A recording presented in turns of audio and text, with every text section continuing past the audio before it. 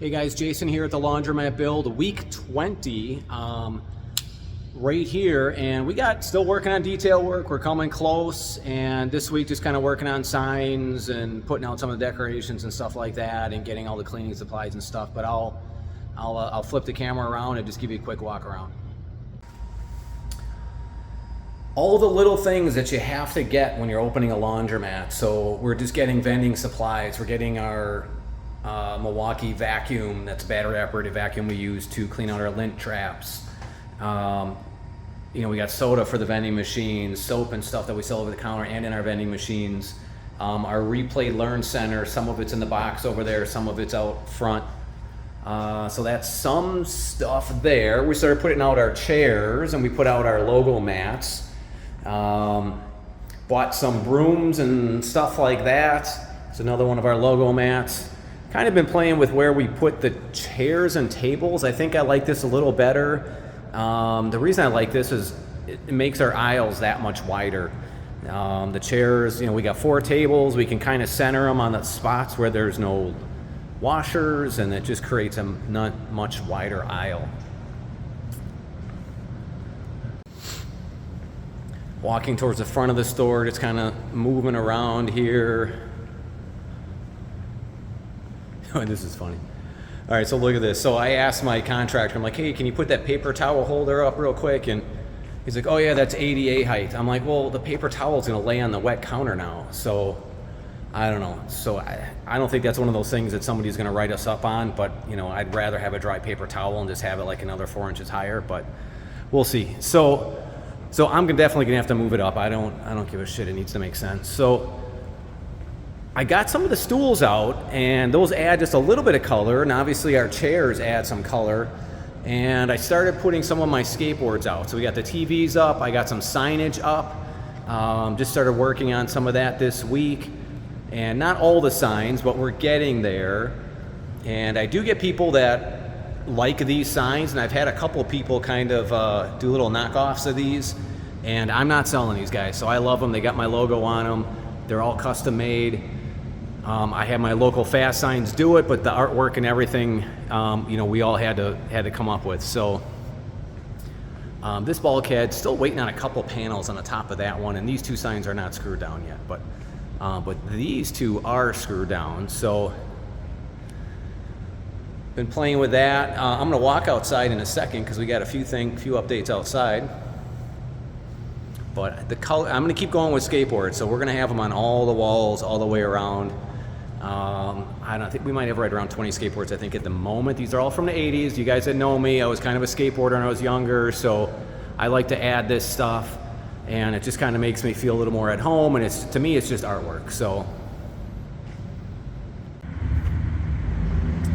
all right, so this week we had the lot sealed and striped, and we had our construction fence taken down. And I can't remember if this fence I think this fence was up last week. So this is a decorative fence we had to add because our landscaping is only 5 feet wide right there. You can see our striping goes here. I think I'm gonna, once I actually start making money, I'm gonna put some bollards, I think, centered on these parking stalls just to keep the cars out of the building. We got some of our dumpsters in the back. We had to order the bigger ones, so we got some smaller ones at the moment.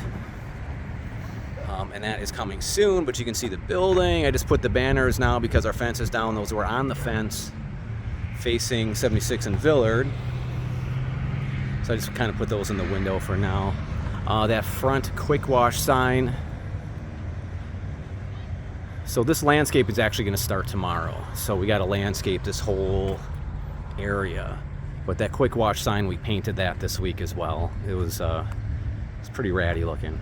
And it was windy today, so the wind took over that garbage that was sitting by the bus stop, but we'll fix that. So, all right. Hey guys, that's a wrap on week 20. I'm gonna take the final couple weeks here and just kind of thank a couple people that had, that kind of helped me out throughout this project. And there's a ton of people, I can't name everybody, but there's a couple people that this project wouldn't have happened or wouldn't have looked as good or things like that if it weren't for them. So the first guy, I would not have had this building. I would not own this building if it weren't for Peter Mayberry. So that guy He's on social media, look him up, Mayberry Capital. He's got some interesting videos, very interesting videos, but he's a great guy. He's very smart in this industry, and he gave me some advice early on when I was buying this building on how to acquire it, and just some early advice, honestly, some things that I didn't think of, and they're very simple things that once you hear them, like, oh yeah, do this or do that, but I didn't think of it at the time, and because I followed a couple of things that he told me, I now own this building. And there was a couple things. First, when I was early on with the offer on the building, and then also later on when we failed our phase 1 for environmental, we had to start doing some drilling, and I was getting tired of spending money on this building, and Peter actually calmed me down, and he's like, hey, do you want $5,000 or $7,000?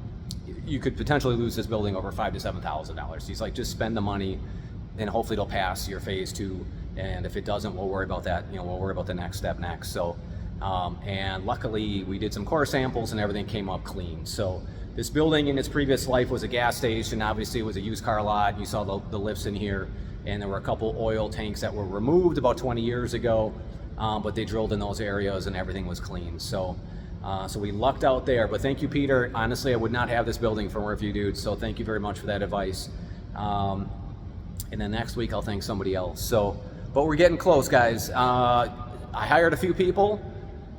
We got to get the decals on the windows, finish the signs. We got to test run. All the machines haven't done that yet, and a bunch of little things, just getting everything all set up. But we're in the home stretch. So thanks for watching, guys. We'll see you week 21.